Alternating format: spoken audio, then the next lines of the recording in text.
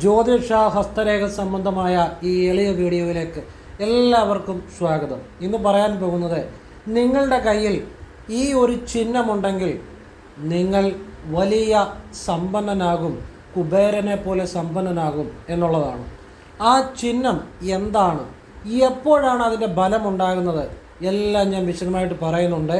പിന്നെ കുറേ ഇതുപോലെ നിങ്ങളുടെ കയ്യിൽ നിങ്ങൾക്ക് സ്വയം നോക്കി മനസ്സിലാക്കാവുന്ന കുറേ ഹസ്തരേഖ രഹസ്യങ്ങൾ പറയുന്നുണ്ട്.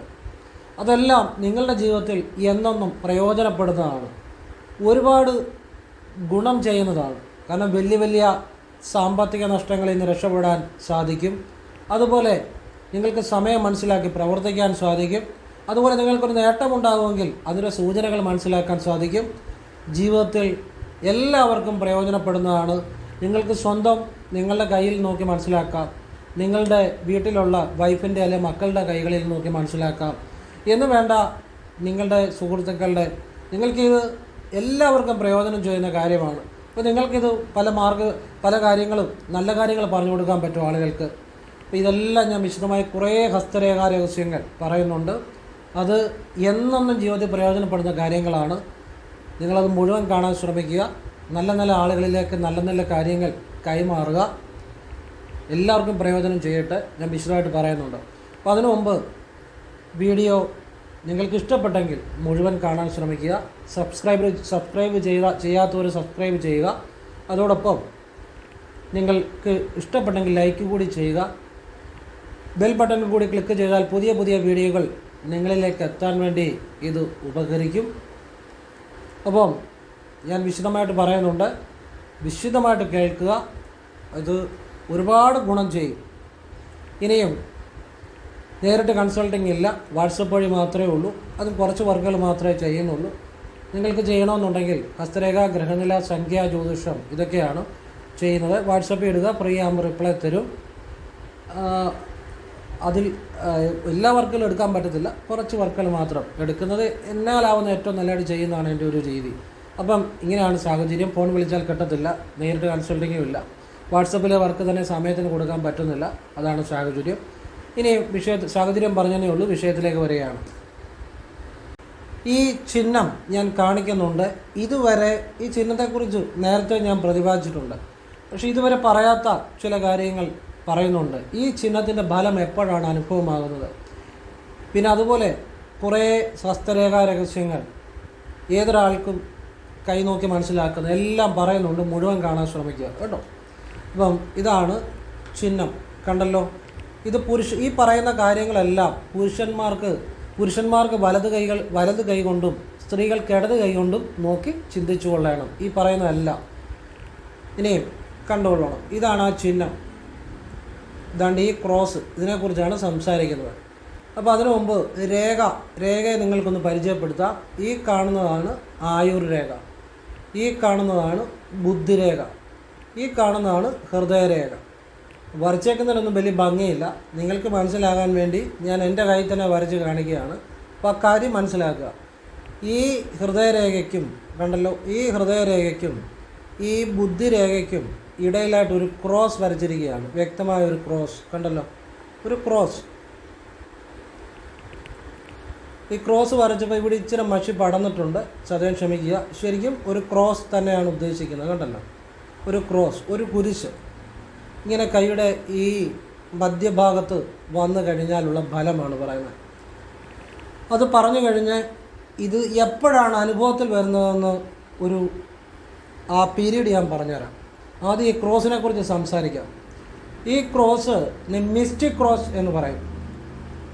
മിസ്റ്റിക് ക്രോസ് ഉള്ള വ്യക്തികളൊക്കെ ജീവിതത്തിൽ ഒരു മധ്യവയസ്സിന് ശേഷം, ചിലർ എബോവ് 39, ചിലർ എബോവ് 45, ചിലർ എബോവ് 47. ഇങ്ങനെ ഞാൻ ഏകദേശം കാലയളവാണ് പറഞ്ഞത്. ഇനി ഇതിൻ്റെ പൊസിഷൻ കാണിച്ച കാലയളവ് ഞാൻ പറഞ്ഞുതരാം. അപ്പം അങ്ങനെ ഈ കാലയളവുകൾക്കുള്ളിലൊക്കെ മാറ്റങ്ങൾ ഉണ്ടാകുന്നതായിട്ട് ഞാൻ കണ്ടിട്ടുണ്ട്. അപ്പോൾ ഇത് സാമ്പത്തികമായി വലിയ രാജയോഗം നൽകുന്ന ഒരു ചിഹ്നം തന്നെയാണ് മിസ്റ്റിക് ക്രോസ്. ഇതുള്ളവർക്ക് ഈശ്വരീയമായ ഒരു ഇൻറ്റ്യൂഷൻ, ഉൾക്കാഴ്ച ഉണ്ടായിരിക്കും, സംശയം വേണ്ട. നടക്കാൻ പോകുന്ന ചില കാര്യങ്ങൾ മനസ്സിൽ തോന്നുക. അങ്ങനെ ചില ഒരു ഈശ്വരീയമായൊരു ഇൻഡ്യൂഷൻ മിക്കവർക്കും ഉണ്ടാകും. മാത്രമല്ല, ഇത് ഉള്ളവരെ ഏത് ആപത്തിൽ നിന്നും രക്ഷപ്പെട്ടു വരും, ഏത് മോശം അവസ്ഥയിൽ നിന്നും കരകയറും. ഈ മിസ്റ്റിക് ക്രോസ് ഉള്ളവരെ പലരെയും ഞാൻ കണ്ടിരിക്കുന്നത് ജീവിതത്തിൻ്റെ ഒരു 10-40 വയസ്സ് വരെ അല്ലെങ്കിൽ 42 വയസ്സ് വരെ വളരെ സഫറിങ്സ്, വളരെ സാമ്പത്തിക പ്രതിസന്ധി ഉണ്ടാകുന്നതായിട്ട് ഞാൻ കണ്ടിട്ടുണ്ട്. അതിനുശേഷം നല്ല ഉയർച്ച വരുന്നതായിട്ടും കണ്ടിട്ടുണ്ട്. എന്നാൽ ഈ മിസ്റ്റിക് ക്രോസ് ഉള്ളവർ ചില കാര്യങ്ങൾ കൂടെ ശ്രദ്ധിക്കണം. ഒരു 10-48 വയസ്സുകൾക്കുള്ളിൽ ശ്രദ്ധിക്കേണ്ട കാര്യമാണ് പറയുന്നത്. അതായത് ഇവർക്ക് മറ്റുള്ളവരുടെ ചതിയിൽ പോയി വീഴാൻ ഉള്ള സാധ്യത വളരെ കൂടുതലാണ്. അതായത് പാർട്ണർഷിപ്പ് ബിസിനസ്സുകൾ, അല്ലെങ്കിൽ കൂട്ടുകാർ പറയുന്നതനുസരിച്ച് പോയി പണം വല്ലയിടത്തും ഡെപ്പോസിറ്റ് ചെയ്യുക, അല്ലെങ്കിൽ വലിയൊരു തുക കൂട്ടുകാരന് കടം കൊടുക്കുക. ഇങ്ങനെ മറ്റുള്ളവരുടെ ചതിയിൽ പോയി വീണ് സാമ്പത്തിക നഷ്ടം ഉണ്ടാകാനുള്ള സാധ്യത വളരെ കൂടുതലാണ്. കൂട്ടുകാരെ, സുഹൃത്തുക്കളെ അമിതമായി വിശ്വസിക്കുന്നതുകൊണ്ട് ഒരുപാട് ആപത്തുകളിൽ ചെന്ന് ചാടാനുള്ള ഒരു സാധ്യത, ടെൻഡൻസി കൂടുതലാണ്. എന്ന് വെച്ചാൽ എല്ലാവരും അങ്ങനെയാണെന്നല്ല പറയുന്നത്. അങ്ങനെ ഒരു ടെൻഡൻസി ചിലരിലെങ്കിലും കൂടുതലായിട്ട് ഞാൻ കാണുന്നുണ്ട്, ഞാൻ കണ്ടിട്ടുണ്ട്. അപ്പോൾ ആ ഒരു കാര്യം നിങ്ങളിങ്ങനെ രേഖയുണ്ടെങ്കിൽ, ഇങ്ങനെ ചിഹ്നം ഉണ്ടെങ്കിൽ അത് മനസ്സിലാക്കുക, അത് ശ്രദ്ധിക്കണം. ആരും എന്ത് പറഞ്ഞാൽ അപ്പടി വിശ്വസിച്ച് അതുവഴി പോയി പണം എങ്ങും കൊടുക്കുകയോ ഡെപ്പോസിറ്റ് ചെയ്യുകയോ ചെയ്യരുത്. ഈ ഒരു ചിഹ്നം മനസ്സിലാക്കുന്നത് കൊണ്ടും ഈ കാര്യം മനസ്സിലാക്കുന്നതുകൊണ്ടും ചിലപ്പോൾ വലിയ തുക നിങ്ങൾക്ക് സേവ് ചെയ്യാൻ പറ്റും, നഷ്ടപ്പെടാതിരുന്നാൽ നിങ്ങൾക്കത് സേവ് ചെയ്യുന്ന പോലെ തന്നെയാണല്ലോ. നിങ്ങളുടെ കഷ്ടനഷ്ടങ്ങൾ ഒഴിവാക്കാം, വലിയ തുകകൾ നഷ്ടപ്പെടുന്ന ഒഴിവാക്കാം. ഒരു കാര്യം, ഒരു പ്രയോജനം മനസ്സിലായല്ലോ. ഇനി രണ്ടാമത്തെ കാര്യം, ഇങ്ങനെ ചിഹ്നമുള്ളവർ ജീവിതത്തിൽ ഒരു മധ്യവയസ്സ് കഴിഞ്ഞ് നല്ല സാമ്പത്തികം ഉണ്ടായതായിട്ട് ഞാൻ കണ്ടിട്ടുണ്ട്. അത് സാമ്പത്തികമായ രാജയോഗം നൽകുന്ന ഒരു ചിഹ്നം തന്നെയാണ് ഈ മിസ്റ്റിക് ക്രോസ്, ഒരു സംശയം വേണ്ട. പിന്നെ ഈ മിസ്റ്റിക് ക്രോസ് ഇനി ഏതൊക്കെ വയസ്സുകളിലാണ് ഒരു ഫലം തരുന്നതെന്ന് മനസ്സിലാക്കാം. ഇത് കണ്ടോണം. ഇപ്പം ഈ ചെറുവിരലിന് താഴെ ഞാൻ സ്കെയിൽ വെക്കുമ്പോൾ എന്താണ്ട് ഇവിടെ വരുന്നത് കണ്ടല്ലോ. ഇത് ഇവിടെ ഈ ഭാഗത്താണെങ്കിൽ ഒരു 20 വയസ്സുകൾക്കുള്ളിലായിരിക്കും. ഇപ്പോൾ എന്താ ഇത് കണ്ടോ, ഈ മോതിരവിരലിന് താഴെയുള്ള ഭാഗത്താണ് മിസ്റ്റിക് ക്രോസ് വരച്ച് വന്നിരിക്കുന്നത്. കണ്ടോ, ഇങ്ങനെ ഒരു വര വരച്ചാലും ഈ മോതിരവിരലിന് താഴെയുള്ള ഭാഗത്താണ് മിസ്റ്റിക് ക്രോസ് വന്നിരിക്കുന്നത്. അപ്പോൾ ഇത് ഏകദേശം ഒരു 38-40 ഇടയില 20-40 വയസ്സുകൾക്കുള്ളിലാണ് ഇത് വരുന്നത്.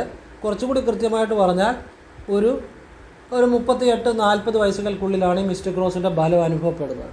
ഇനി മിസ്റ്റിക് ക്രോസ് കണ്ട് ഇങ്ങോട്ട് മാറി കാണുകയാണെങ്കിൽ അപ്പോൾ ഇത് 20-40, ഇത് ഇവിടം വരെ 20, ഇത് 20-40, ഇത് 40-60, അങ്ങനെ നമുക്ക് സാമാന്യം കണക്ക് കൂട്ടാം. അപ്പോൾ ഈ ഭാഗത്താണ് കാണുന്നതെങ്കിൽ ഏകദേശം മിസ്റ്റിക് ക്രോസ് കാണുന്നെങ്കിൽ ഈ ശനിവിരലിന് താഴെ നടുവിരലിന് താഴെയാണ് ഈ ഭാഗത്തായിട്ട്, ഏകദേശം ഈ ഭാഗത്തായിട്ടാണ് മിസ്റ്റിക് ക്രോസ് വരുന്നതെങ്കിൽ ഒരു 40-60 ഇടയ്ക്ക്. അതിൻ്റെ വേരിയേഷൻ അനുസരിച്ച് ഇങ്ങോട്ട് കൂടുതൽ മാറുകയാണെങ്കിൽ 45 മേൽ, 47 മേൽ, 48 മേൽ ഒക്കെ വരും ഇങ്ങോട്ട് മാറുകയാണെങ്കിൽ. ഇനി ഇങ്ങനെ ഈ നടുവിരലിന് താഴെ ഒരു സ്കെയിൽ വെച്ചാൽ കാണുമ്പം കറക്റ്റ് സൂക്ഷ്മം ഈ തുടക്കത്തിലാണെങ്കിൽ 40 അല്ലെങ്കിൽ ഒരു 42 വയസ്സ്, 44 വയസ്സൊക്കെ ആയിരിക്കും. അപ്പോൾ ഒരു ഏകദേശം ഒരു അറൗണ്ട് ടൈമാണ് ഞാൻ പറയുന്നത്. അപ്പം ആ സമയങ്ങളിൽ മിസ്റ്റിക് ക്രോസിൻ്റെ അനുഭവ ഗുണങ്ങൾ എന്താണ്? സാമ്പത്തിക ഗുണങ്ങൾ അനുഭവത്തിൽ വരാം. ഇനി മിസ്റ്റിക് ക്രോസ് ഉണ്ട്, നിങ്ങൾക്ക് ബലം ലഭിക്കുന്നില്ല എങ്കിൽ അതിൻ്റെ അർത്ഥം മറ്റു ചില രേഖകൾ നിങ്ങളുടെ കൈകളിൽ കാണും, അതിൻ്റെ ഒരു ഫലമാണ്. അതായത് ചിലപ്പോൾ ഈ സൂര്യമണ്ഡലത്തിൽ ഇവിടെ ഒരു ക്രോസ് കാണുക, മോതിരവിരലിന് താഴെ, ഈ മിസ്റ്റിക് ക്രോസിൻ്റെ ബലം കിട്ടാൻ തടസ്സം ഉണ്ടാകും. അല്ലെങ്കിൽ ഈ ശനിമണ്ഡലത്തിന് താഴെ ഒരു ക്രോസ് കാണുക, അല്ലെങ്കിൽ കുറുകെ ഒരു രേഖ കാണുക, അല്ലെങ്കിൽ ഈ ഭാഗത്ത് ഹൃദയരേഖ ചിതറി കാണുക, അല്ലെങ്കിൽ ഈ ഭാഗത്ത് രേഖ വളരെ ചിതറി കാണുക, അല്ലെങ്കിൽ ഈ ബുദ്ധിരേഖയുടെ അവസാനം ഇങ്ങനെ കുറുകെ ഒരു രേഖ കാണുക, ഇവിധം, അല്ലെങ്കിൽ ഈ ഹൃദയരേഖയിൽ ഒരു ശാഖ താഴേക്ക് പോകുക, ഇങ്ങനെ മറ്റു ചില തടസ്സങ്ങളുണ്ടെങ്കിൽ ഈ മിസ്റ്റിക് ക്രോസിൻ്റെ ഫലം അനുഭവത്തിൽ വരാൻ കാലതാമസമെടുക്കും. അപ്പോൾ അതിന് അനുഭവത്തിൽ വരാൻ ഒരു വിദ്യ ഞാൻ പറഞ്ഞുതരാം. വെള്ളിയാഴ്ച അടുത്തുള്ള ഭദ്രകാളി ക്ഷേത്രത്തിൽ രാവിലെ കടുംപായസം, ചെമ്പരത്തിമാല സമർപ്പിച്ച് കുളമുള്ള ഭദ്രകാളി ക്ഷേത്രം തിരഞ്ഞെടുത്ത് അവിടെ മലരുകൊണ്ട് മീനുകൂടെ ചെയ്യുകയാണെങ്കിൽ ആ ഭാഗ്യ തടസ്സമങ്ങ് മാറി ആ മിസ്റ്റിക് ക്രോസിൻ്റെ അനുഭവങ്ങൾ അനുഭവത്തിൽ വരാൻ ഉപകരിക്കും. അങ്ങനെ സാമ്പത്തികം ഉണ്ടാക്കിയവരുണ്ട്. ഞാൻ പറഞ്ഞ് ചെയ്തിട്ട് ഒരു വെള്ളിയാഴ്ച ചെയ്തിട്ട് ഒരു കാര്യവുമില്ല. അത് സാധിക്കുന്ന പോലെ ആവർത്തിക്കണം. വെള്ളിയാഴ്ച രാവിലെ തന്നെ ചെയ്യണം. എപ്പോൾ ചെയ്യണം? 6:15-നും 6:30-ക്കും ഇടയ്ക്ക് ചെയ്യണം. ക്ലിയറാണ്. വളരെ വ്യക്തമായിട്ടാണ് പറഞ്ഞത്. മിസ്റ്റിക് ക്രോസ് എന്താണ്, അതിൻ്റെ ഫലം എന്താണ്, അതിൻ്റെ ഗുണമെന്താണ്, ദോഷമെന്താണ്, അത് നിങ്ങൾക്ക് അനുഭവത്തിൽ വരുന്ന സമയം എപ്പോഴാണ്, ഇനി നിങ്ങൾക്ക് ഇപ്പം തൊട്ട് ഉണ്ടെങ്കിൽ അനുഭവത്തിൽ നേരത്തെ വരാൻ വേണ്ടി എന്തു ചെയ്യണം, എപ്പോൾ ചെയ്യണം, എങ്ങനെ ചെയ്യണം, വളരെ ക്ലിയർ കട്ടായിട്ടാണ് പറഞ്ഞത്. ഇത് കൂടുതൽ വിശദമാക്കാൻ സാധിക്കത്തില്ല. ഇനി അടുത്ത ഒരു രേഖാരഹസ്യത്തെക്കുറിച്ച് പറയാം. നിങ്ങൾക്ക് വളരെ പ്രയോജനപ്പെടുന്ന ഒരു കാര്യമാണ്.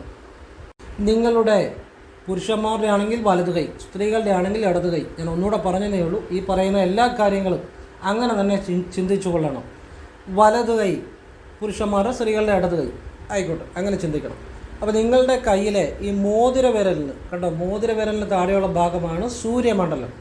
ഈ സൂര്യമണ്ഡലത്തിൽ ഇങ്ങനെ ഒരു ക്രോസ് കാണുക ഗുണനചിഹ്നമായിട്ട്. അപ്പോൾ ഈ കൃത്യം ഗുണനചിഹ്നമായിട്ട് ഇങ്ങനെ തന്നെ കാണണമെന്നില്ല. ഒരു നേരെ ഒരു വര വന്നിട്ട് കുരിശു പോലെ മുറിച്ചാലും ഗുണനം തന്നെയാണ്. എങ്ങനെ ഗുണനം വന്നാലും, അതായത് ഈ സൂര്യമണ്ഡലത്തിൽ ഒരു രേഖയെ കുറുകെ എങ്ങനെ രേഖ കട്ട് ചെയ്താലും അത് ക്രോസ് തന്നെയാണ്.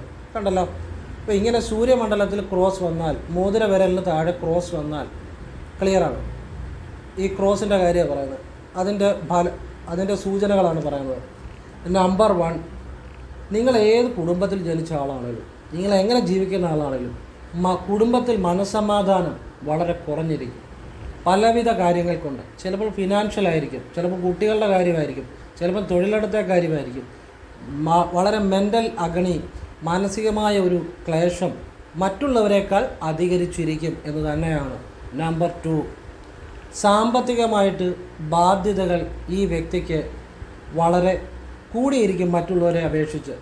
എപ്പോഴും സാമ്പത്തിക ബാധ്യത ഒഴിഞ്ഞിട്ട് സമയം കാണത്തില്ല. Loans and liabilities, debts, liabilities, debts, കടബാധ്യതകൾ, സാമ്പത്തിക പ്രതിസന്ധികൾ വളരെ ശ്രദ്ധിക്കണം എന്ന് തന്നെയാണ്. അതായത് സാമ്പത്തികമായിട്ടുള്ള ബാധ്യതകൾ കൂടുതലായിട്ട് ഉണ്ടായിക്കൊണ്ടിരിക്കും എന്ന് തന്നെയാണ്. നമ്പർ 3, സാമ്പത്തികമായ തട്ടിപ്പുകളിൽ, വെട്ടിപ്പുകളിൽ ഈ ക്രോസ് ഉള്ളവർ പോയി ചാടാതെ ശ്രദ്ധിക്കണം. നമ്പർ 4, ഇപ്പോൾ ഒരു വീട് കാര്യങ്ങളൊക്കെ പണി തുടങ്ങിയാൽ തുടങ്ങാൻ തടസ്സം, തുടങ്ങിയാൽ തീരാൻ തടസ്സം എന്ന് വേണ്ട, ഇവർക്ക് ഏതൊരു കാര്യത്തിനും തടസ്സം തന്നെയായിരിക്കും. ഇത്തരം കാര്യങ്ങളാണ് ഈ ക്രോസ് ഉള്ളവർക്ക് വരുന്നത്. പ്രത്യേകിച്ച് സാമ്പത്തികമായ സ്ട്രഗിളിങ് തന്നെയാണ് നല്ല രീതിയിൽ ഉണ്ടാകുന്നത്. എത്ര അധ്വാനിച്ചാലും, ഏത് പൊസിഷനിൽ ഇരുന്നാലും, എത്ര ഒരു ഉയർന്ന നിലയിലിരുന്നാലും താഴ്ന്ന നിലയിലിരുന്നാലും സാമ്പത്തികമായിട്ട് സ്ട്രഗിളിങ് വളരെ കൂടുതലായിരിക്കും. വെളിയിൽ നിന്നുള്ളവർ തോന്നുമ്പോൾ ചിലപ്പോൾ ഇദ്ദേഹത്തിന് കുഴപ്പമൊന്നും കാണുന്നില്ല. പക്ഷേ സാമ്പത്തിക സ്ട്രഗിളിങ് വളരെയധികം അനുഭവിക്കേണ്ട ഒരു ചിഹ്നം തന്നെയാണ് സൂര്യമണ്ഡലത്തിലെ ക്രോസ്. ഇതിന് ഏറ്റവും ചെയ്യാവുന്ന കാര്യം ഭദ്രകാളി അമ്മയ്ക്ക് വെള്ളിയാഴ്ച കടുംപായസം, ചെമ്പരത്തിമാല, വെള്ളപ്പൂക്കൾ കൊണ്ടും ചുവന്ന പൂക്കൾ കൊണ്ടും അർച്ചന ശ്രീകോവിനുള്ളിൽ ചെയ്യാൻ ഏർപ്പാട് ചെയ്യുക. ഇതെല്ലാം വെള്ളിയാഴ്ച ചെയ്യാൻ പറഞ്ഞാൽ രാവിലെ തന്നെ ചെയ്യണം, ആവർത്തിക്കുക. ഒരു 6-നും 6:15-നും ഇടയ്ക്ക് ചെയ്യേണ്ടത് നല്ലതാണ്. അങ്ങനെ ചെയ്തവർക്ക് ജീവിതം വലിയ രീതിയിൽ മാറിയിട്ടുണ്ട്.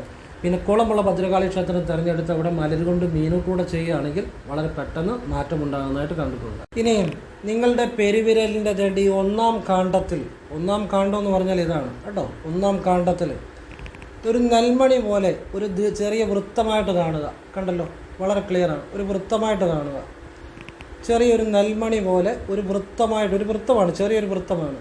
ഇതിനെയാണ് യവചിഹ്നം എന്ന് പറയുന്നത്. ഈ യവചിഹ്നമുള്ളവർക്ക് ഒരു ഈശ്വരീയമായ അനുഗ്രഹമുള്ളവരാണ്. അവർക്ക് ചെറിയ രീതിയിൽ ഇൻറ്റ്യൂഷനൊക്കെ കാണും. മാത്രമല്ല ഏതെങ്കിലും ഒരു വിഷയത്തിൽ, ഏതെങ്കിലും ഒരു കാര്യത്തിൽ ഇവർക്ക് കഴിവ് കൂടുതലായിരിക്കും. ഒരു തൊഴിലിലാകാം, ഒരു തൊഴിൽ മേഖലയിലായിരിക്കാം, അല്ലെങ്കിൽ മറ്റുള്ളവരെ സംസാരിക്കാൻ കമ്മ്യൂണിക്കേഷൻ സ്കില്ലായിരിക്കാം, അല്ലെങ്കിൽ തൊഴിൽപരമായ വൈദഗ്ധ്യമായിരിക്കാം. ഏതെങ്കിലും ഒരു കാര്യങ്ങൾ ഇവർക്ക് കഴിവ് കൂടുതലായിരിക്കും. മാത്രമല്ല സാമ്പത്തികമായ രാജയോഗം നൽകുന്ന ഒരു ചിഹ്നവും കൂടിയാണ് യവചിഹ്നം. ഇത് ഞാൻ കണ്ടിരിക്കുന്നത് മിക്കവാറും എബോവ് 44-45 മേലാണ് കൂടുതലായിട്ട് ഇത് ആക്റ്റീവായിട്ട് കണ്ടിരിക്കുന്നത്. അപ്പോൾ അത് നല്ല ഒരു സൂചനയാണ്. പിന്നെ ഈശ്വരാധീനവും കൂടെ വേണമെന്നുള്ളതാണ്. നിങ്ങൾക്ക് ഈശ്വരാധീനത്തുള്ള കാര്യങ്ങളിലൂടെ അല്ലെ ഭദ്രകാളിയമ്മയുടെ അനുഗ്രഹം കൂടെ ഉള്ളവർക്ക് ഇത് പെട്ടെന്ന് ആക്റ്റീവ് ആകുന്നതായിട്ട് ഞാൻ കണ്ടിട്ടുണ്ട്. ഭദ്രകാളി ക്ഷേത്രത്തിൽ വെള്ളിയാഴ്ച ഉറപ്പായിട്ടും ദർശനം നടത്തണം. തീർച്ചയായിട്ടും ഇതുപോലെയുള്ള നല്ല രാജയോഗങ്ങൾ പെട്ടെന്ന് അനുഭവത്തിൽ വരാൻ അത് ഉപകരിക്കും. പിന്നെ ഈശ്വരൻ തരുന്ന ചെറിയ ചെറിയ അവസരങ്ങൾ പോലും പ്രയോജനപ്പെടുത്തണം. എടാ എനിക്കൊരു രാജയോഗമുണ്ട്, അല്ലെങ്കിൽ നല്ല ചിഹ്നങ്ങളുണ്ട് എന്ന് പറഞ്ഞ് വെറുതെ ഇരുന്നാൽ കാര്യങ്ങളൊന്നും നടക്കത്തില്ല. ഇപ്പം ഈശ്വരനാണേലും എല്ലാ പക്ഷികൾക്കും ആഹാരം കൊണ്ട് കൊടുക്കുന്നുണ്ട്, കൂട്ടി വെച്ച് കൊണ്ട് കൊടുക്കാറില്ല. അത് കണ്ടെത്താനുള്ള ബുദ്ധിയാണ് കൊടുക്കുന്നത്. ഈശ്വരൻ നമുക്ക് ബുദ്ധി തരും, അല്ലെങ്കിൽ പുതിയ ഐഡിയാസ് തരും, പുതിയ മാർഗ്ഗങ്ങൾ തരും, ചെറിയ ചെറിയ അവസരങ്ങൾ തരും. അത് സ്വീകരിച്ചു തുടങ്ങുമ്പോൾ വലിയ വലിയ അവസരങ്ങൾ വന്നുകൊള്ളും. അങ്ങനെയാണ് ഞാൻ കണ്ടിരിക്കുന്നതല്ല. അങ്ങനെ കിട്ടുന്ന ഈശ്വരൻ തരുന്ന അവസരങ്ങളെ പ്രയോജനപ്പെടുത്തുക, ഈശ്വരാധീനത്തിന് വേണ്ട കാര്യങ്ങൾ ചെയ്യുക. അപ്പോഴാണ് നമ്മളുടെ കയ്യിലെ സൂചനകൾ കൊണ്ട് നമുക്ക് പ്രയോജനമുണ്ടാകുന്നത്. മനസ്സിലായെന്ന് വിചാരിക്കുന്നു. ഇനിയും പറയുന്ന കാര്യം, നിങ്ങളുടെ ഇത് ഹൃദയരേഖയാണ്, ഇത് ബുദ്ധിരേഖയാണ്, ഇത് ആയുർരേഖയാണ്. ഇത് കണ്ടോ, ഈ ഹൃദയരേഖയ്ക്കും ബുദ്ധിരേഖയ്ക്കും ഇടയിൽ ഏകദേശം നടുവിരലിന് താഴെയോ അല്ലെങ്കിൽ ചൂണ്ടുവിരലിന് താഴെയോ അല്ലെങ്കിൽ നടുവിരലിനും ചൂണ്ടുവിരലിനും ഇടയിലുള്ള ഭാഗത്തോ വരാം. ഇങ്ങനെ ദാണ്ട് ഈ ഹൃദയരേഖയിൽ നിന്നും ഒരു ചെറിയ, ഹൃദയരേഖയ്ക്കും ബുദ്ധിരേഖയ്ക്കും ഇടയിൽ ഇങ്ങനെ ചെറിയ ഒരു ശാഖ കാണുക, അല്ല ഇങ്ങനെ ചെറിയൊരു വര കാണുക. ശ്രദ്ധിച്ചോണം. അപ്പോൾ ഈ ഹൃദയരേഖയ്ക്കും ബുദ്ധിരേഖയ്ക്കും ഇടയിൽ ചെറിയൊരു വര താഴേക്ക് കാണുക. കണ്ടല്ലോ, അതുകൊണ്ട് ഈ വരയെക്കുറിച്ചാണ് പറയുന്നത്. ഇപ്പോൾ സ്കെച്ച് പേനയും കൊണ്ട് വരച്ചുകൊണ്ട് ഇങ്ങനെ വീതി കൂടി കാണുന്നതാണ്. സാധാരണ കയ്യിലൊക്കെ കാണുന്ന വര തന്നെയാണ് ഉദ്ദേശിക്കുന്നത് കേട്ടോ. അപ്പം ഈ നടുവിരലിന് താഴെയോ നടുവിരലിനും ചൂണ്ടുവിരലിനും ഇടയിലുള്ള ഭാഗത്തോ ചൂണ്ടുവിരലിന് താഴെയോ എങ്ങനെ വേണേലും വരാം. ഈ ഹൃദയരേഖയിൽ നിന്ന് താഴേക്കൊരു ശാഖ പോകുകയോ അല്ലെങ്കിൽ ഹൃദയരേഖയ്ക്കും ബുദ്ധിരേഖയ്ക്കും ഇടയിൽ ചെറിയ ഇങ്ങനെ ഒരു രേഖ കാണുകയോ, ഈ രേഖയെക്കുറിച്ചാണ് പറയുന്നത്. ഇങ്ങനെ കണ്ടു കഴിഞ്ഞാൽ ചില കാര്യങ്ങളുണ്ട്. അവരെ മറ്റുള്ളവർക്ക് പെട്ടെന്ന് കബളിപ്പിക്കാൻ പറ്റും, മിസ്ലീഡ് ചെയ്യാൻ പറ്റും. ഇങ്ങനെയുള്ള എത്രയോ ആളുകളുടെ കൈരേഖ ഞാൻ പരിശോധിച്ചിരിക്കുന്നു. ഇവർ ആരെന്ത് പറഞ്ഞാലും വിശ്വസിക്കും. ഇവരെ പെട്ടെന്ന് ഏതെങ്കിലും ഒരു കാര്യങ്ങൾ, ഒരു ആപത്തുകളിലൊക്കെ പോയി ചാടുന്നതായിട്ട് ഞാൻ കണ്ടിട്ടുണ്ട്. മാത്രമല്ല ഇവർക്ക് സാമ്പത്തികമായിട്ട് പെട്ടെന്ന് ബാധ്യതകൾ ഉണ്ടാകാൻ സാധ്യതയുള്ളവരാണ്. മാത്രമല്ല ഇവർ ചെയ്യുന്ന ഏതൊരു കാര്യവും ഇവർ ഒരുപാട് ആളുകളോട് പറയുക, അങ്ങനെ ഷെയർ ചെയ്ത് ആളുകളോട് ആ കാര്യം പറഞ്ഞു കഴിഞ്ഞാൽ അത് ഇവരുടെ ജീവിതത്തിൽ നടക്കാൻ ബുദ്ധിമുട്ടുണ്ടാകുന്നതായിട്ട് ഞാൻ കണ്ടിട്ടുണ്ട്. അപ്പം ഇങ്ങനെയുള്ളവർ ശ്രദ്ധിക്കേണ്ടത്, ഒരു കാര്യം കൃഷ്ണനെ മുറുകെ പിടിക്കുക. 2, നിങ്ങൾ മറ്റുള്ളവരെ അധികം വിശ്വസിക്കാതിരിക്കുക. 3, ഇങ്ങനെയുള്ളവർ ഏത് കാര്യവും അവർ ഉയർച്ചയ്ക്ക് വേണ്ടി ഒരു കാര്യം ചെയ്യുന്നുണ്ടെങ്കിൽ അത് വീട്ടിലുള്ളവരോട് പറയാം. കഴിവതും വെളിയുള്ളവരോട് കഴിവതും കുറച്ചേ ഷെയർ ചെയ്യാവുള്ളൂ. അത് വളരെ ഗുണമായിരിക്കും. പിന്നെ വേറൊരു രഹസ്യം കൂടെ പറഞ്ഞുതരാം. പിന്നെ ഇങ്ങനൊരു രേഖ കാണുന്നത് ഞാൻ പറഞ്ഞു, കണ്ടല്ലോ. ഈ ഹൃദയരേഖയ്ക്കും ബുദ്ധിരേഖയ്ക്കും ഇടയിൽ ഇങ്ങനെ ഒരു രേഖ, ഈ രേഖയോട് ചേർന്ന് ചെറിയൊരു രേഖയും കൂടെ കാണുക. അതായത് 2 രേഖകൾ കാണുക. ഇങ്ങനെ ചേർന്നൊരു രേഖയും കൂടെ കാണുക. 2 മുറിരേഖകൾ ഇവിടെ കാണുക. ഞാൻ ഒന്ന് ജസ്റ്റ് വരച്ച് കാണിക്കാം. സ്കെച്ച് പെനായതുകൊണ്ട് വലിപ്പം കൂടുതലാണെങ്കിലും നിങ്ങൾക്ക് മനസ്സിലാക്കാൻ പറ്റുമെന്ന് വിചാരിക്കുന്നുണ്ടോ. ഒരു രേഖയും കൂടി ഇങ്ങനെ ഇതിൻ്റെ കൂടെ മുറിരേഖയായിട്ട് കാണുക. അതായത് വിട്ട് 2 രേഖയായിട്ട് കാണുക. ഇത് വളരെ ശ്രദ്ധിക്കേണ്ടതാണ്. ഇങ്ങനെയുള്ളവർ പ്രത്യേകം ശ്രദ്ധിക്കേണ്ട ഒരു കാര്യം, ഇപ്പോൾ അവരെവിടെ പോയാലും, ഒരു കൂട്ടുകാരുടെ വീട്ടിൽ പോയാലും അയൽപ്പക്കക്കാരുടെ വീട്ടിൽ പോയാലും, ഇവരോട് പലർക്കും ദേഷ്യമുള്ള പലരും പുറമേ ചിരിച്ച് കളിച്ചിട്ട് പുറമേ സന്തോഷം പ്രകടിപ്പിച്ച് അകമേ വെറുപ്പുള്ളവർ ഇവർക്ക് കൊടുക്കുന്ന ഭക്ഷണമോ വെള്ളമോ കഴിവതും വാങ്ങി കഴിക്കരുത്. എന്ന് വെച്ചാൽ അതിൻ്റെ അകത്ത് ആരും ഒന്ന് ഇടുമെന്നോ ഒന്നും അല്ല ഞാൻ പറയുന്നത്. അതായത് ഇങ്ങനെയുള്ളവർക്ക് ഇപ്പം ഒരാൾക്ക് ഇവരോട് ദേഷ്യമുണ്ട്, അപ്പോൾ അവർ ചിരിച്ച് സന്തോഷിച്ച് പുറമെ ചിരിച്ച് സന്തോഷിച്ച് അകമേ വെറുപ്പോടു കൂടി ഭക്ഷണമോ വെള്ളമോ ഒക്കെ തന്നു കഴിഞ്ഞാൽ അവരുടെ ചിന്തയാകുന്ന ആ എനർജി ഈ രേഖയുള്ളവർ പെട്ടെന്ന് സ്വാധീനിക്കും. പറഞ്ഞാൽ മനസ്സിലായി? അവരുടെ ജീവിത വിജയത്തെ അല്ലെങ്കിൽ അവരുടെ ചിന്താഗതികളെ, അവരുടെ ഉയർച്ചകളെ ഒക്കെ ഒരു കാലതാമസം ഉണ്ടാക്കാം.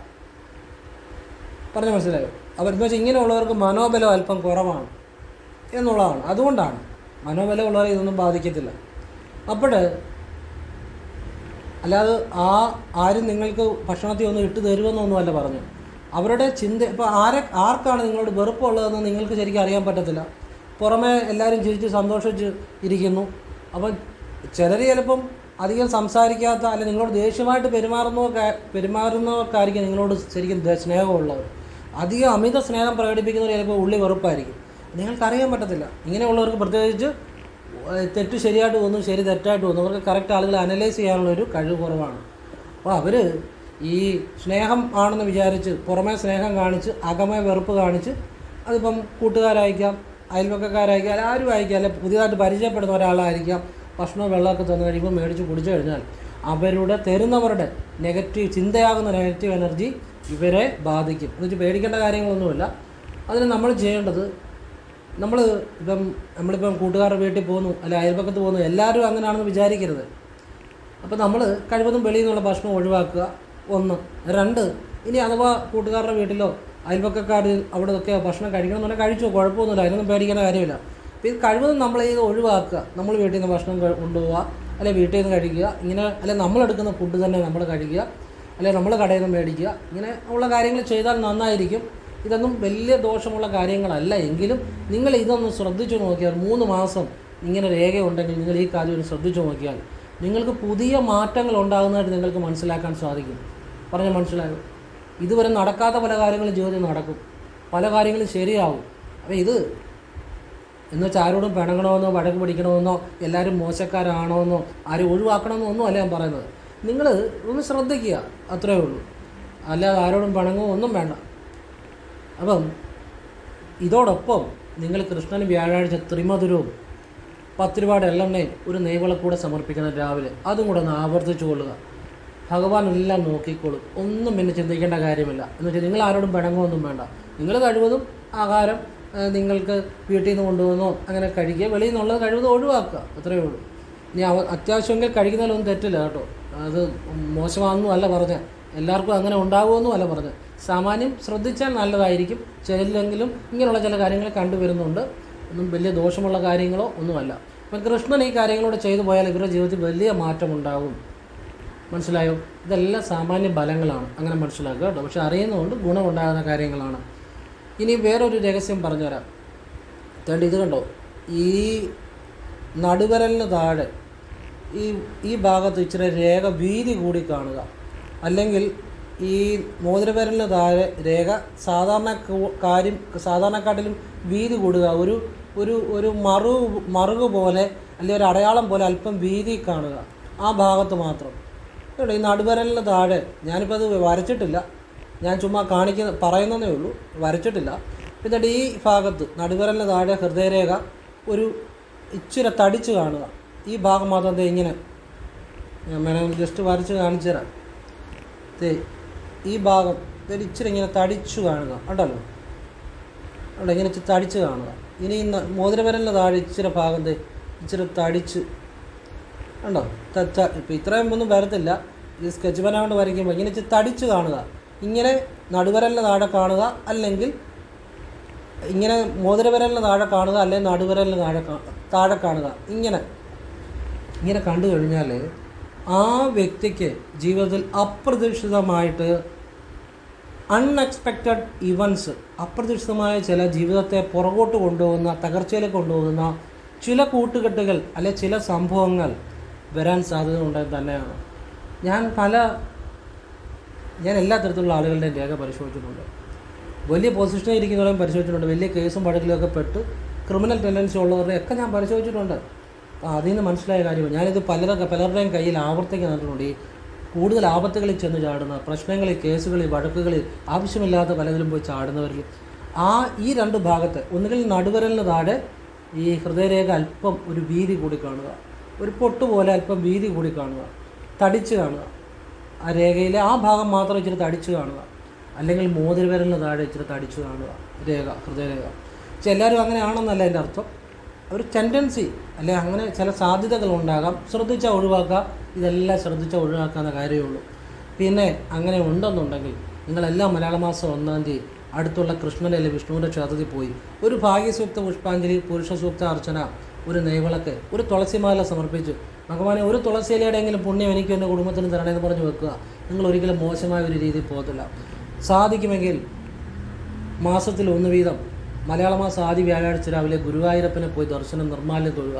അത് 1 മാസം അല്ലെ 2 മാസം അല്ലെ 3 മാസത്തിൽ ഒരിക്കലോ ചെയ്താലും മതി. പക്ഷെ ഗുരുവായൂർ പോയി നിർമ്മാല്യം തൊഴുത് ഭഗവാനെ എപ്പോഴും പ്രാർത്ഥിച്ച് കഴിഞ്ഞ് ഒരു തുളസിമാല, അത് കൊടിമരത്തിൻ്റെ ചോട്ടി വെച്ചാൽ മതി. ഒരു തുളസിയിലെങ്കിലും പുണ്യം തരണേ ഭഗവാനെ എന്ന് പറഞ്ഞ് കൊടിമര ചോട്ടി വെക്കുക. നിങ്ങളെ ഒരു ആപത്തിനും ചെന്ന് ചാടത്തില്ല, നേർവഴിക്ക്. പിന്നെ ഓം കൃഷ്ണായ നമ എന്ന മന്ത്രം എപ്പോഴും ജപിച്ചുകൊടുക. ഓം കൃഷ്ണായ നമ. അതുപോലെ ഓം നാരായണായ വിദ്മഹേ വസുദേവായ ധീമഹി തന്നോ വിഷ്ണു പ്രചോദയാത്. ഈ അത്ഭുത മന്ത്രം കൂടെ ജപിച്ച് ഒരാപത്തിലും പോയി ചാടത്തില്ല. ആ മന്ത്രം ജപിക്കുന്നവർക്കൊന്നും മോശമായ ഒരു കാര്യങ്ങൾ ജീവിതത്തിൽ ഉണ്ടാകത്തില്ല. കൃത്യം വേണ്ട കാര്യമാണ് പറഞ്ഞു തന്നെ. നമ്മളൊരു കാര്യം പറഞ്ഞാൽ അതിനൊരു പരിഹാരം കൂടെ പറയണം. അതാണ് എൻ്റെ ഒരു രീതി. അപ്പോഴേ അത് ശരിയാകത്തുള്ളൂ. ഇനിയും പറയുന്നത്, നടുവരലിന് താഴെ ഒരു രേഖ കാണുക. ആ രേഖ ഒരു ശാഖ കാണുക, കവട്ടയോടുകൂടി ഒരു രേഖ കാണുക. ഒരു രേഖ ശാഖയോടുകൂടി, 2 ശാഖയോടുകൂടി നടുവരലിന് താഴെ ഒരു രേഖ കാണുക. ഇത് നിങ്ങൾ റിച്ച് ആകും എന്നുള്ളൊരു സൂചനയാണ്. നിങ്ങൾ ഭാവിയിൽ വളരെ സമ്പന്നനാകാനുള്ള കഴിവ് നിങ്ങൾക്കുണ്ട് എന്നുള്ള സൂചനയാണ്. പിന്നെ ആകുമോ ആകാതിരിക്കുക, അതൊക്കെ അവനവൻ്റെ കയ്യിലിരിപ്പ് പോലും. നമുക്ക് കിട്ടുന്ന അവസരം പെടുത്താതിരിക്കുക, ഇതുപോലെ ഇരിക്കും. പക്ഷെ കഴിവുണ്ട് എന്നുള്ള അർത്ഥം, അതിനുള്ള ടാലൻ്റ് ഉണ്ട്, അതിനുള്ള സ്കില്ലുണ്ട്, അതിനുള്ള എബിലിറ്റി ഉണ്ട് എന്നുള്ളതാണ് അതിൻ്റെ അർത്ഥം. അങ്ങനെയുള്ളവരൊക്കെ വളരെ റിച്ചായിരിക്കുന്നത് ഞാൻ കണ്ടിട്ടുണ്ട്. അപ്പോൾ അത് നിങ്ങൾക്ക് കിട്ടുന്ന അവസരം പ്രയോജനപ്പെടുത്തി ഈശ്വരാധീനവും കൂടെ ഉണ്ടെങ്കിൽ വളരെ റിച്ചാകും, സംശയം വേണ്ട. അങ്ങനെ ഒരുപാട് സമ്പന്നന്മാരുടെ കയ്യിൽ ഞാനിത് കൈരേഖ പരിശോധിച്ചിട്ടുണ്ട്. സാധാരണക്കാരൻ മുതൽ കോടീശ്വരന്മാർ വരെയുള്ള ഒരുപാട് വലിയ ബിസിനസ്സുകാർ ഒക്കെ ഞാൻ കൈരേഖ പരിശോധിച്ചിട്ടുണ്ട്. അപ്പോൾ ഈ ഒരു ചിഹ്നം ഇതിൻ്റെ ഫലം കൂടുതലായിട്ട് ഫലം അനുഭവപ്പെട്ടു തുടങ്ങുന്നത് ഒരു മധ്യവയസ്സിന് ശേഷമാണ്. എന്നാൽ ശനിമണ്ഡലത്തിലാണ് ഇത് കാണുന്നത്. അത് നടുവരന് താഴെയുള്ള ഭാഗം ശനിമണ്ഡലം. ശനിമണ്ഡലത്തിൻ്റെ റിസൾട്ട് ഒരു മധ്യവയസ്സിന് എബോവ് 40 അല്ലെങ്കിൽ എബോവ് 45 ശേഷമാണ് കൂടുതൽ നല്ലതായിട്ട് കാണുന്നത്. ആ ജീവിത അന്ത്യം വരെ ഉണ്ടാകും. നിങ്ങളുടെ പ്രവൃത്തിയും കൂടെ നല്ലതാണെങ്കിൽ, ഈശ്വരാധീനമുണ്ട്, നിങ്ങൾ ചെയ്യുന്ന തൊഴിലിനോട് നിങ്ങൾ സത്യസന്ധതയും കൂടെ കാണിക്കുകയാണെങ്കിൽ ജീവിത അന്ത്യം വരെ അതിൻ്റെ റിസൾട്ട് നിലനിൽക്കും എന്നുള്ളതാണ്. അത് വളരെ വ്യക്തമായിട്ടാണ് പറഞ്ഞത്. നിങ്ങൾക്ക് മനസ്സിലായെന്ന് വിചാരിക്കുന്നു. ഇനിയും പറയാൻ പോകുന്നത്, നിങ്ങളുടെ ചൂണ്ടുവിരലിന് താഴെ ഇവിടെ ആയുർരേഖയും ബുദ്ധിരേഖയും ഒട്ടിച്ചേർന്ന് കുറേ ദൂരം കാണുന്നു, ഇവിടം വരെ. ഇതിൽ ആയുർരേഖയുടെയും ബുദ്ധിരേഖയുടെയും തുടക്ക ഭാഗം ചിതറി കാണുന്നു. കണ്ടല്ലോ, വളരെ രേഖകൾ ചിതറി കാണുന്നു. ഇതിപ്പോൾ സ്കെച്ച് പെനയെ കൊണ്ട് വരച്ചുകൊണ്ടാണ് ഇത്രയും ചിതറി കാണുന്നത്. സാധാരണ രേഖ കൊണ്ട് കാണുമ്പോൾ ഇത്രയും വരത്തില്ല. സ്കെച്ച് പെനയായതുകൊണ്ടാണ് ഇത്രയും പടർന്ന് കാണുന്നത്. അപ്പോൾ നിങ്ങൾ കാര്യം മനസ്സിലാക്കിയാൽ മതി. ഈ ഭാഗത്ത് രേഖ ചിതറി കാണുന്നു, കുറേ രേഖകളായിട്ട് ഇങ്ങനെ ചിതറി കാണുന്നു. പിന്നെ ഈ രേഖ ഒട്ടിച്ചേർന്ന്, ആയുർരേഖയും ബുദ്ധിരേഖയും ഒട്ടിച്ചേർന്ന് ഒരു രേഖയായിട്ട് കുറച്ച് ദൂരം കാണുന്നു. അതിനുശേഷം ആയുർരേഖ വേർപെട്ട് ബുദ്ധിരേഖയും സെപ്പറേറ്റായിട്ട് പോകുന്നു. പക്ഷെ ഇത്രയും ദൂരം ഒട്ടിച്ചേർന്ന് കാണുന്നു, രേഖ ചിതറി കാണുന്നു ചൂണ്ടുവിരലിന് താഴെ. ഈ രേഖ ചിതറി കാണുന്നതിനെ കുറിച്ചാണ് പറയുന്നത്. ഏതൊരു കാര്യം നാളം നീളം ഏതൊരു കാര്യം ചെയ്താലും അതിലെത്ര എഫേർട്ട് എടുത്താലും അതിൽ റിസൾട്ട് കിട്ടാൻ കാലതാമസം, കാര്യതടസ്സം എന്നുള്ളത് തന്നെയാണ്. അവർക്ക് കഴിവുണ്ടായിരിക്കും, കാൽക്കുലേഷൻ കാണും, ഒക്കെ കാണും, പ്ലാനിങ് കാണും. പക്ഷേ എന്ത് ചെയ്താലും അതിൽ നിന്നൊരു ഔട്ട്പുട്ട് കിട്ടാൻ കാലതാമസം എടുക്കും. മാത്രമല്ല അത് ചിലപ്പോൾ അവരുടെ ജീവിത വിജയം തന്നെ താമസിപ്പിക്കും. വർഷങ്ങൾ, വർഷങ്ങൾ ഒരുപാട് സ്ട്രഗിളിംഗ് ആയിട്ട് മുന്നോട്ട് പോകും. അപ്പോൾ അതാണ് ഇങ്ങനെ ചൂണ്ടുവിരലിന് താഴെ ആയുർരേഖയും ബുദ്ധിരേഖയും ഒട്ടിച്ചേർന്ന് കുറേ ദൂരം കാണുക, അവിടെ രേഖ ചിതറി കാണുക. ഇതിന് ഏറ്റവും വേണ്ട ഒരു കാര്യം, കറുത്തവാവിന് ഭദ്രകാളി ക്ഷേത്രത്തിൽ രാവിലെ കടുംബായുസ്വം രക്തപുഷ്പാഞ്ജലി ചെയ്യുക. ചുവന്ന പൂക്കളും വെള്ളപ്പൂക്കൾ കൊണ്ടും ശ്രീകോവിലിനുള്ളിൽ അർച്ചന ചെയ്യുക. കുളമുള്ള ഭദ്രകാളി ക്ഷേത്രം തിരഞ്ഞെടുക്കുക. അവിടെ മലർ കൊണ്ട് മീനോട്ട് ചെയ്യുക. മീൻ വെറുതെ മലരിട്ട് കൊടുത്താൽ മതി. ഇത് കറുത്തവാവിൻ്റെ അന്ന് രാവിലെ ചെയ്യണം. പിതൃപ്രീതിയാണ് ഇതിന് വേണ്ടത്. കാരണം ഒരാളുടെ ബുദ്ധി, അയാളുടെ ബുദ്ധിരേഖ എന്ന് പറഞ്ഞാൽ ബുദ്ധി, അയാളുടെ ആയുർരേഖ എന്ന് പറഞ്ഞാൽ അയാളുടെ ആ ചൈതന്യം തന്നെയാണ്. ഇതൊക്കെ ഒരു നല്ല രീതിയിൽ വരണമെങ്കിൽ പിതൃക്കളുടെ അനുഗ്രഹം കൂടെ വേണമെന്നുള്ളതാണ്. നല്ല ബുദ്ധി തോന്നുക, നല്ലൊരു ഉത്സാഹം ഉണ്ടാകുക, വേണ്ട സമയത്ത് ഒരു കാര്യം ചെയ്യാൻ പറ്റുക, അത് വിജയിക്കാൻ പറ്റുക, ചെയ്യുന്ന കാര്യത്തിൽ പൂർണ്ണമായിട്ട് മനസ്സ് ശ്രദ്ധിക്കാൻ പറ്റുക, ഇതൊക്കെ ഒരു പിതൃക്കളുടെ അനുഗ്രഹം വളരെ ആവശ്യമാണ്. പിതൃക്കൾ എന്ന് പറഞ്ഞാൽ നമ്മുടെ കുടുംബത്തിൽ മുമ്പ് ജീവിച്ചിരുന്നിട്ട് മരണപ്പെട്ടു പോയ എല്ലാ ആത്മാക്കൾക്കും അവർക്ക് ഒക്കെ ഒരു പിതൃപ്രീതിക്ക് കറുത്തവാവിന് ഭദ്രകാളി ക്ഷേത്രത്തിൽ ഈ കാര്യങ്ങൾ ഞാനീ പറഞ്ഞ വഴിപാട് ചെയ്യുന്നത് നല്ലതാണ്. പെട്ടെന്ന് പിതൃപ്രീതി ഉണ്ടാകും. ആ കുളത്തിൽ മലര് കൊണ്ട് മീനോട്ടുകൂടെ ചെയ്യണം. ഈ ഭദ്രകാളി കടുംബായുസ്സും രക്തപുഷ്പാഞ്ജലിയും അല്ലെ കടുംപായസം രക്തപുഷ്പാഞ്ജലി ചെയ്ത ശേഷം ചുവന്ന പൂക്കൾ കൊണ്ടും വെള്ളപ്പൂക്കൾ കൊണ്ടും ശ്രീകോവിലിനുള്ളിൽ അർച്ചന ചെയ്ത ശേഷം കുളത്തിൽ മലരൂട്ടോടെ നടത്തുമ്പോഴാണ് പിതൃപ്രീതി ഉണ്ടാകുന്നത്. ഇത് സാധിക്കുന്ന രീതി ആവർത്തിക്കുക. ഒരു തവണ ചെയ്തുകൊണ്ട് ബലം ഉണ്ടാകണമെന്നില്ല.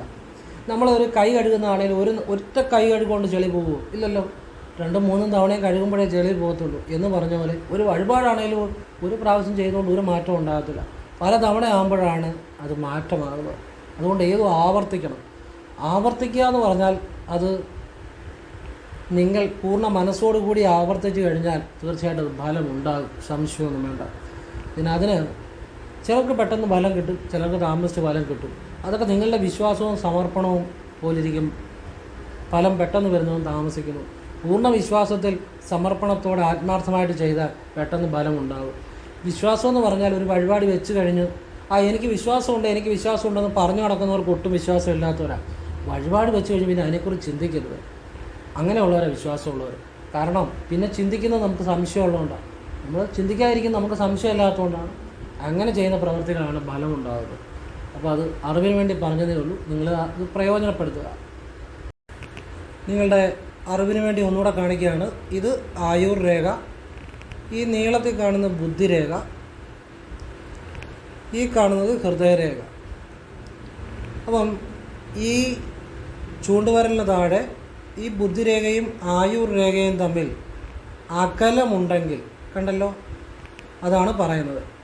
ഈ ചൂണ്ടുവരലിന് താഴെ ആയുർ രേഖയും ബുദ്ധിരേഖയും തമ്മിൽ അകലത്തിൽ കാണുകയാണെങ്കിൽ, കണ്ടോ ഗ്യാപ്പ് ഉണ്ടോ ഇങ്ങനെ അകലത്തിൽ കാണുകയാണെങ്കിൽ ഇത് പുരുഷന്മാർക്ക് ഇടത് കൈ കൊണ്ടും സ്ത്രീകൾക്ക് പുരുഷന്മാർക്ക് വലത് കൈ കൊണ്ടും സ്ത്രീകൾക്ക് ഇടത് കൈ കൊണ്ടും ചിന്തിച്ചു കൊള്ളണം.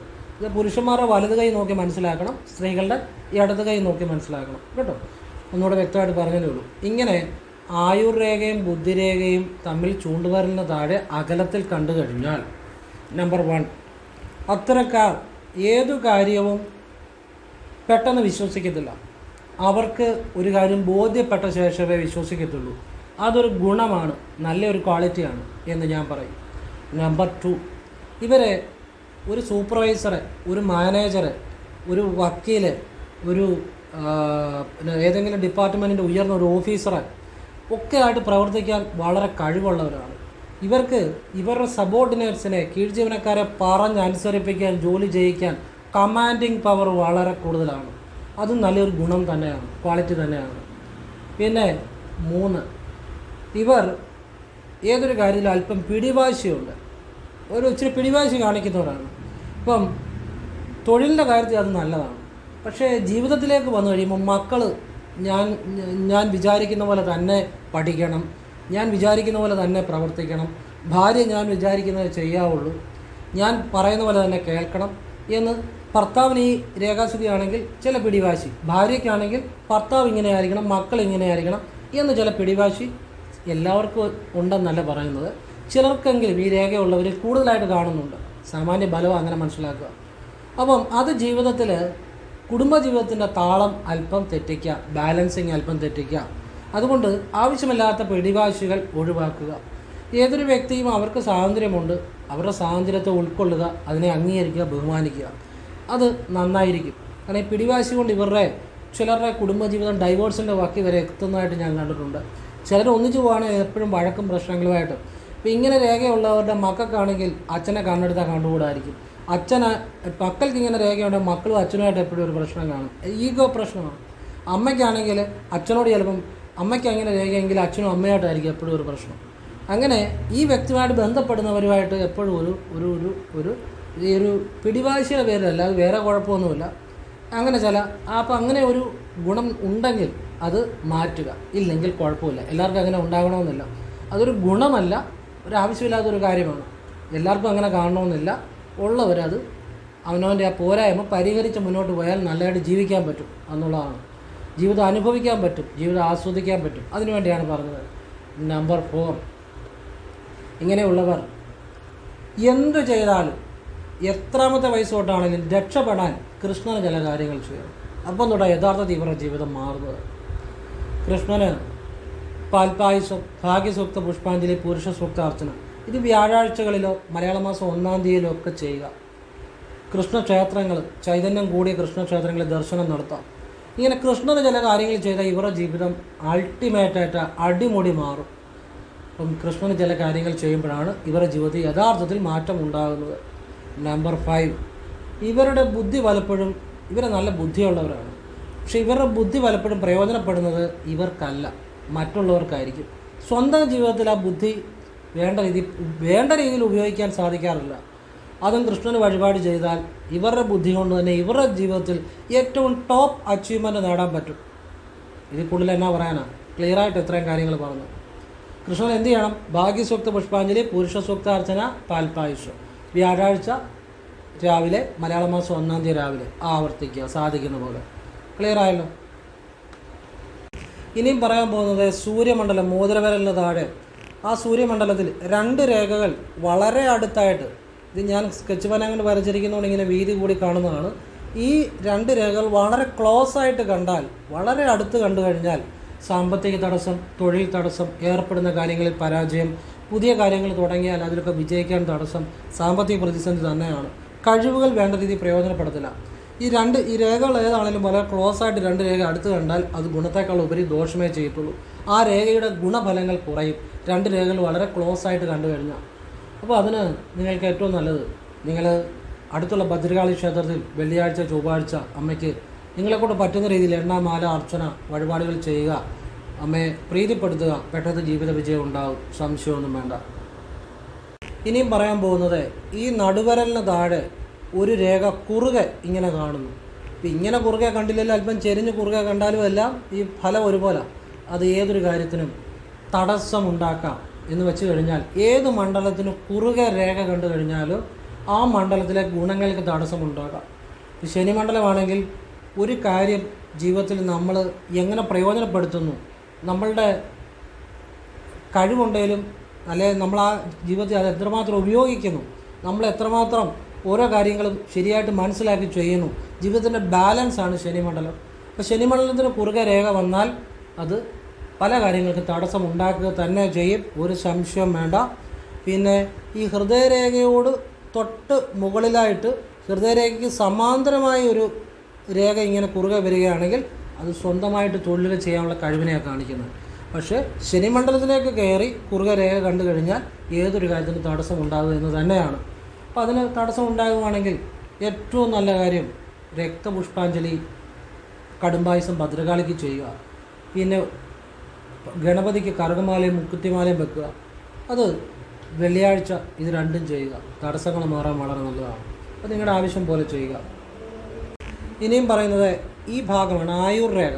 ഈ ആയുർരേഖയ്ക്കുള്ളിൽ ഒരു ശാഖ ആയുർരേഖയിൽ അകത്തേക്ക് പോകുന്നുണ്ട്. ഈ ശാഖ കണ്ട, ഇത് മാത്രം തന്നെ കണ്ടാൽ തന്നെ കുടുംബ പ്രശ്നങ്ങളാണ്. മനസ്സിലായല്ലോ? അപ്പോൾ അതിന് നിങ്ങളുടെ അമ്മയുടെ കുടുംബദേവതാ ക്ഷേത്രമുണ്ട്, അവിടെ പോയി വഴിപാട് ചെയ്യുക.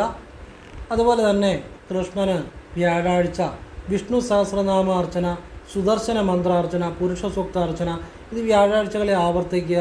അടുപ്പിച്ചൊരു 11 ദിവസം ചെയ്യാൻ തിരുമേനി ഏർപ്പാട് ചെയ്യുക. പിന്നെ വ്യാഴാഴ്ചകളിൽ ആവർത്തിക്കുക.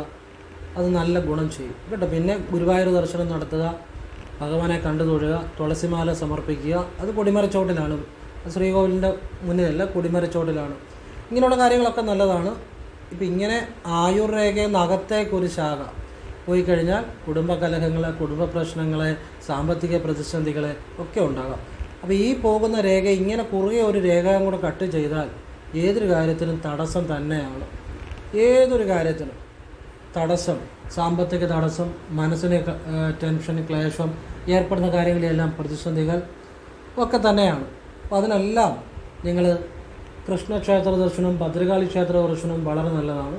കൃഷ്ണന് വ്യാഴാഴ്ചകളിൽ ക്ഷേത്ര ദർശനം ചെയ്ത് ഭഗവാന് ഭാഗ്യം വർദ്ധിക്കാൻ തിരുമധുരം, പച്ചരിവാട്, എള്ളെണ്ണ, നെയ്വിളക്ക് ചെയ്യുക.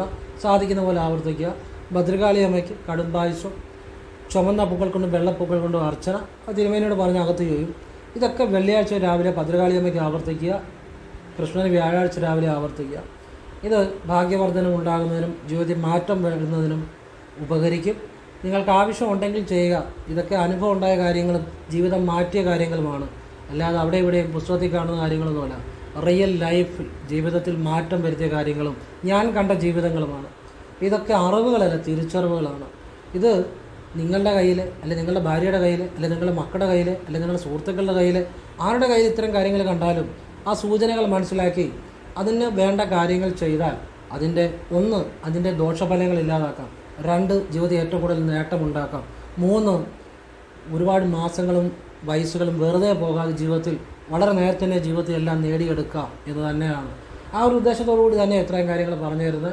അപ്പോൾ ഇത് എല്ലാവർക്കും പ്രയോജനപ്പെടട്ടെ. ഇതെല്ലാം സാമാന്യ ഫലങ്ങൾ മാത്രമാണ്, അങ്ങനെ മനസ്സിലാക്കുക. മറ്റു രേഖകളും മറ്റു മണ്ഡലങ്ങളും ഒക്കെ അനുസരിച്ചിരിക്കും കൃത്യമായിട്ടൊരു ഫലത്തിലേക്ക് വരുമ്പോൾ. ഇത് സാമാന്യ ഫലങ്ങളാണ്, പക്ഷേ എങ്കിലും ഇത് അറിയുന്നതുകൊണ്ട് ഗുണമുണ്ടാകുന്ന കാര്യങ്ങളാണ്, എല്ലാം നല്ല കാര്യങ്ങളാണ് പറഞ്ഞു തരുന്നത്. ഭഗവാൻ എല്ലാവരെയും അനുഗ്രഹിക്കട്ടെ. ഓം കൃഷ്ണായ നമഃ. ശിവോഹം ശിവോഹം ശിവോഹം. എൻ്റെ അറിവുകളും അഭിപ്രായങ്ങളും അനുഭവങ്ങളും പറഞ്ഞ് നിങ്ങൾക്ക് ഇഷ്ടമുണ്ട് സ്വീകരിക്കുക, അല്ല തള്ളിക്കളയുക, അത് നിങ്ങളുടെ ഇഷ്ടം.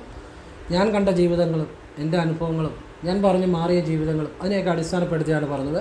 എൻ്റെ അനുഭവങ്ങളും നിരീക്ഷണങ്ങളും മാത്രമാണ്. നിങ്ങൾക്ക് ഇഷ്ടമുണ്ട് സ്വീകരിക്കുക, അല്ല തള്ളിക്കളയുക, അത് നിങ്ങളുടെ ഭാഗം. എൻ്റെ അനുഭവങ്ങളും ഞാൻ പറഞ്ഞു, അതെൻ്റെ ഭാഗം. ഇഷ്ടമുണ്ട് സ്വീകരിക്കാം കേട്ടോ, അല്ലാത്തവർക്ക് തള്ളിക്കളയാം. ഇതെല്ലാം നല്ല കാര്യങ്ങൾ മാത്രമാണ്. ഇത് ശരിയായിട്ട് മനസ്സിലാക്കി ചെയ്തവർക്കൊക്കെ ജീവിതം വലിയ രീതിയിൽ മാറിയിട്ടുണ്ട്. അതെനിക്കറിയാവുന്ന കാര്യമാണ്. നിങ്ങളെല്ലാം ഈശ്വരൻ അനുഗ്രഹിക്കട്ടെ. ഓം കൃഷ്ണായ നമഃ. ശിവോഹം ശിവോഹം ശിവോഹം.